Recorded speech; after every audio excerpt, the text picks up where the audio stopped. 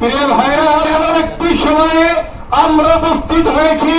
যখন আমরা দেখতে পাই ভারতে আমাদের মুসলমানদেরকে কেটে টুকরো টুকরো করা হচ্ছে,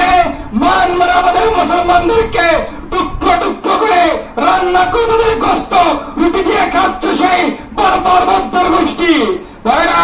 আমরা দেখতে পাচ্ছি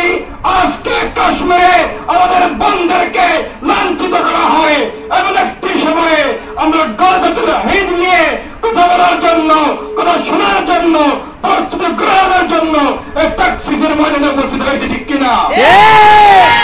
প্রিয় ভাইরা, যারা আজকে মুসলমানদের রক্ত নিয়ে হলে খেলছে,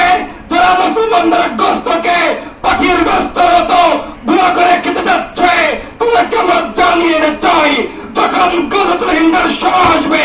ভারতের একটা একটা কাফের সন্ত্রাসীকে কচুকাটা করা হবে, তখন তারা সেই আয়াত স্মরণ করবে। আল্লাহ পাক রব্বুল আলামিন সূরাতুল হিজরের 2 আয়াতে বলে দিয়েছেন, রুবাবাই আব্দুল্লাযীনা কাফারু লাউ কানু মুসলিমিন, আর কাফেররা অচিরেই তারা এই কথা বলবে যে হায় আফসোস যদি আজকে আমরা মুসলমান হতাম,